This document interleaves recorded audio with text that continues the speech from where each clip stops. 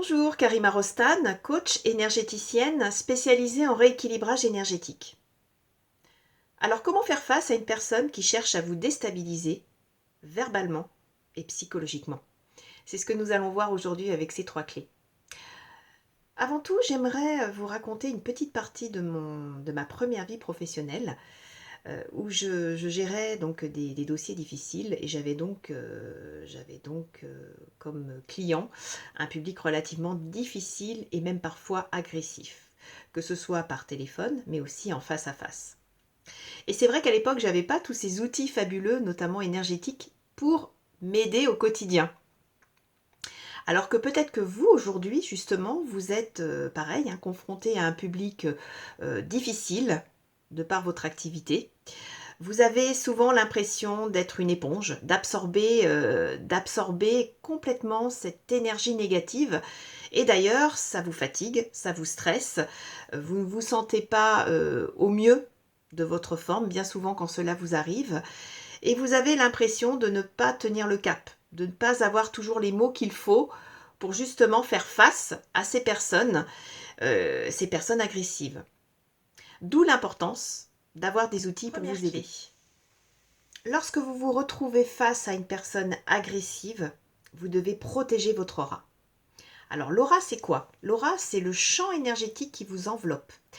C'est un petit peu ce qui reflète votre état émotionnel, votre état mental du moment, là où vous en êtes. Et pour peu qu'une personne vous agresse verbalement, cette enveloppe va être affaiblie. Et vous allez, même si vous ne le sentez pas tout de suite, vous allez en ressentir les répercussions. C'est-à-dire que vous allez vous affaiblir, alors qu'en temps normal, justement, vous devriez justement vous renforcer pour mieux faire face à cette agressivité qui vient de l'extérieur. Alors, comment faire? Quand cette personne est en face de vous, avant toute chose, vous devez renforcer votre barrage énergétique. Tout du moins pour que cette personne, ou du moins les mots qu'elle utilise, l'attitude qu'elle a ne puisse vous affecter. Alors c'est très simple, il y a deux choses à faire. Vous pouvez imaginer autour de vous une bulle. Vous pouvez vous entourer immédiatement d'une bulle qui va vous protéger. C'est un petit peu comme si la personne vous envoyait des fléchettes, essayait de vous atteindre, et que ces fléchettes, elles repartaient parce que vous êtes justement protégé et que vous êtes un petit peu comme dans une forteresse qui vous empêche d'avoir justement, de recevoir cette agression en pleine face. Vous pouvez aussi, et moi j'utilise très souvent cette technique, croiser vos bras et vos jambes si possible.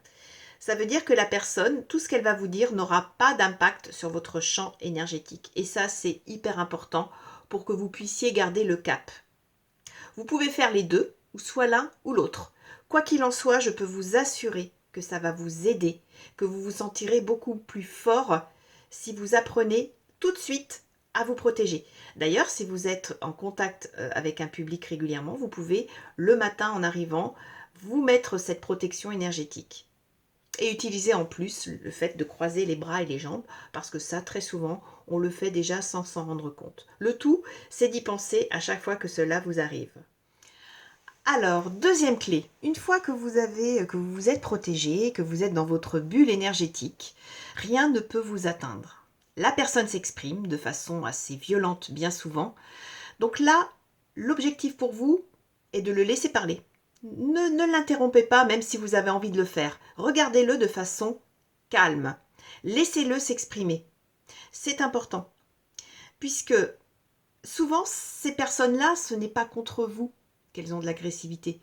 C'est contre elles-mêmes, tout simplement, ou contre quelque chose que vous représentez, comme la société que vous représentez. Donc, ne le prenez pas personnellement pour vous. Laissez-la s'exprimer. Et à un moment donné, vous allez reprendre la main sur votre interlocuteur, sur votre agresseur. Donc à un moment donné, vous allez reprendre la main de quelle façon? Après l'avoir laissé parler, vous allez donc à votre tour vous exprimer et lui dire, écoutez, j'ai bien entendu ce que vous aviez à dire. Maintenant, je vais vous donner mon point de vue et je vous remercie de ne pas m'interrompre. Et surtout, ce que vous allez faire, c'est utiliser le même ton que la personne a utilisé. Ça veut dire que vous allez vous synchroniser à sa voix, au ton, à l'intonation de sa voix, de façon à ce qu'il vous écoute. Car si vous parlez de façon trop basse, il continuera, il ne vous écoutera absolument pas. Il continuera son agressivité. Tandis que si vous vous synchronisez à sa voix, vous allez un peu le surprendre et il va s'arrêter pour vous écouter. Lorsque vous allez vous exprimer auprès de votre interlocuteur, et si vous avez croisé vos bras et vos jambes, vous les décroisez, de façon à ce que vous allez lui dire, ce que vous lui dites, ait de l'impact sur lui. Tandis que si vous gardez vos bras croisés, ce que vous allez lui dire n'aura pas d'impact sur lui. Ça, c'est valable uniquement pour vous protéger de son agression verbale. Mais vous, lorsque vous avez quelque chose à exprimer, vous décroisez les bras et les jambes. Il faut juste y penser. Une fois que vous vous êtes exprimé, que vous avez commencé par prendre l'intonation de sa voix pour qu'il puisse vous écouter, vous donnez votre point de vue, mais de façon beaucoup plus calme. Vous reprenez une voix normale, tout comme vous avez un entretien ou une discussion avec un ami. Le ton est tout à fait normal. De façon à l'amener aussi, lui, à s'exprimer de la même manière que vous. Et là, du coup, vous allez commencer à pouvoir avoir une discussion tout à fait constructive. Pensez-y. Donc, l'objectif de ces 3 clés est d'avant tout de vous faire respecter, d'apprendre à vous faire respecter de votre interlocuteur, de poser vos limites, de vous protéger. Parce que plus vous poserez vos limites, plus vous vous sentirez fort. Car c'est avant tout vous qui devez décider, et peu importe l'état d'humeur de votre interlocuteur. Le fait aussi de savoir réagir face à ces agressions vous permet aussi de renvoyer l'autre à ses responsabilités. Et ça, c'est hyper important. Donc lorsque la prochaine situation se présentera, et j'espère pour vous qu'elle ne se présentera pas de suite, si vous vous sentez agressé verbalement, psychologiquement, pensez à ces 3 clés. Et la première clé, notamment la protection, pensez à la mettre en place le plus souvent possible.